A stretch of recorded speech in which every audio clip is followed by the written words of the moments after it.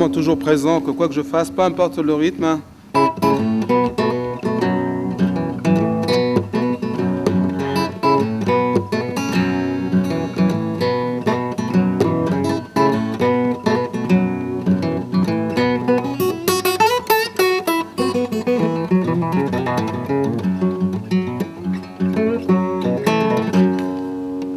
Amar Sundi, a great musician from the Tuareg tradition in North Africa, who plays a very unique brand of blues and music from his culture. Together, it's a very powerful language, and I love it. Ah, yeah. Come on, come on, come on.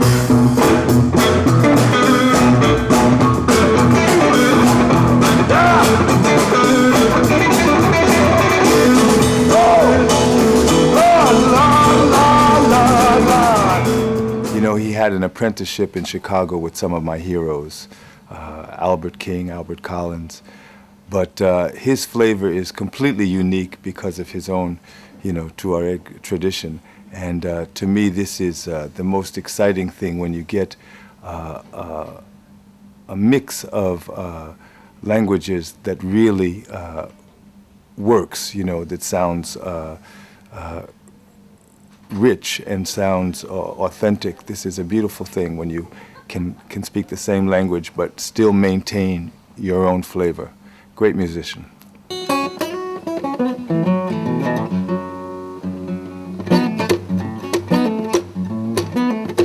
Voilà, ça c'est l'Afrique. Hein. Si je peux... Et à la fin.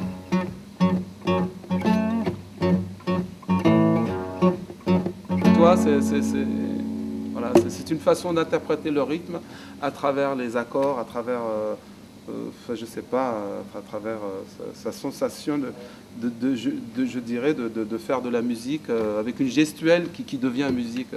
Bon, c'est un petit peu primitif, je dirais, plus près de la source. Et en cela, j'aime beaucoup John Lee Hooker. C'est assez brut, quoi. Et à travers ça, on arrive à entendre quelque chose peut-être un petit peu personnel, on ne sait pas trop d'où ça vient, hors norme, hors école, quoi. Et c'est...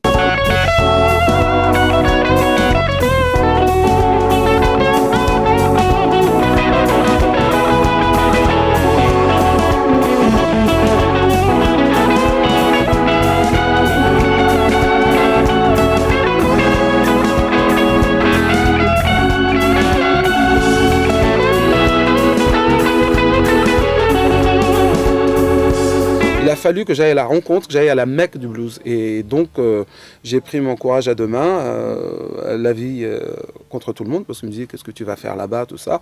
J'avais besoin, c'était comme un appel. Et je suis allé, et en fin de compte, ça a duré 6 ans. Je suis allé pour un mois, et je me suis retrouvé à rester 6 années à Cotway, Sunsil, Hubert Sumlin, Jimmy Johnson, qui m'a beaucoup aidé pour justement m'ouvrir la porte et pouvoir rester à Chicago. Et c'est vrai que la raison est très très simple. Il fallait que j'aille voir les maîtres, il fallait que je sois en contact, il fallait que j'aille dans la capitale à ce moment-là. Pour moi, le Chicago Blues représentait la...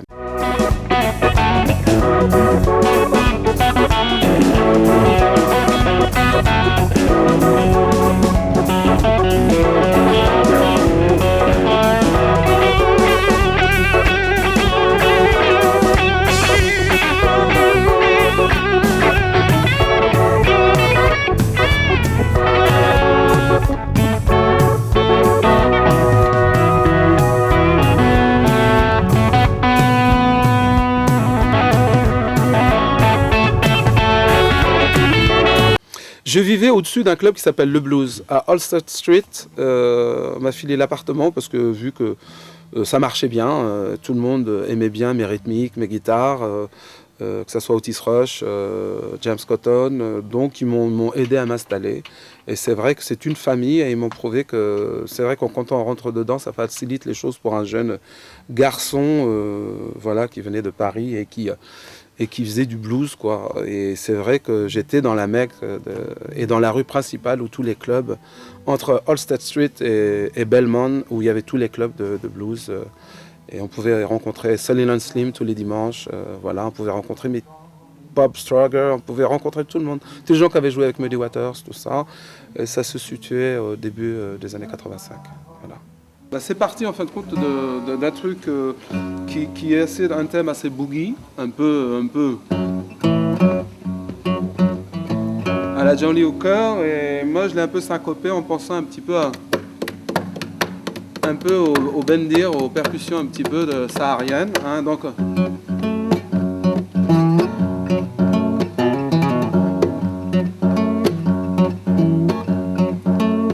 avec un thème, hein.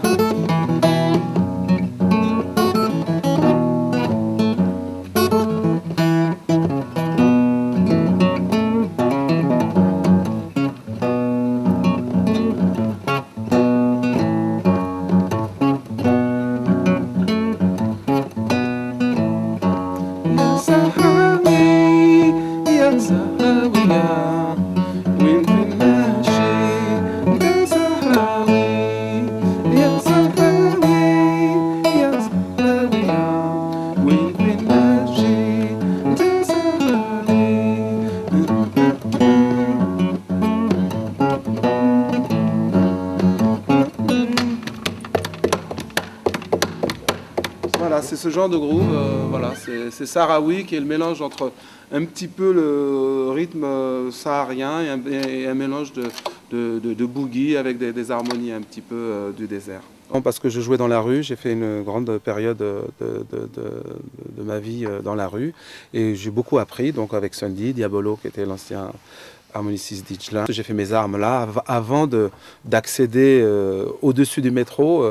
Quand on quitte les tunnels du métro, on va dans les clubs parisiens. Donc voilà, et c'est vrai que j'ai découvert le blues et ça m'a permis de l'expérimenter en groupe. Disons que la rue c'était aussi rudimentaire, donc après il y avait les batteries, les claviers, tout ça, et de fil en aiguille le blues s'est imposé par lui-même, quoi, parce que entre la découverte, aimer quelque chose et la comprendre et la respirer et la traduire, il a fallu un certain temps.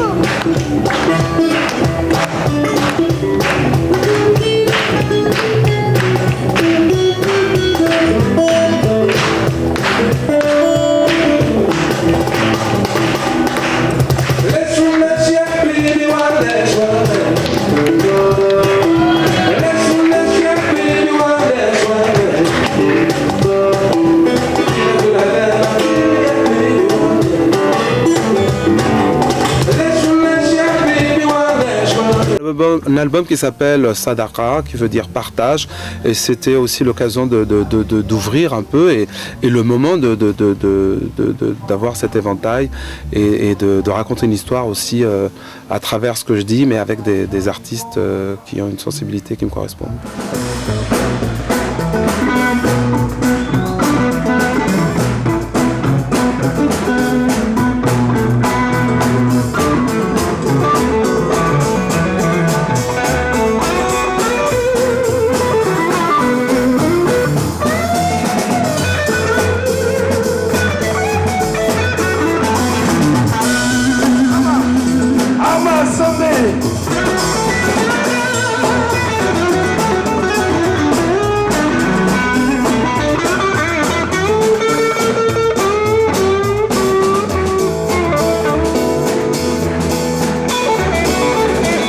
Il ne faut pas enfermer cette musique-là dans un créneau précis, dans des catégories. Ça c'est du Chicago, ça c'est du New-Yorkais, ça c'est du machin.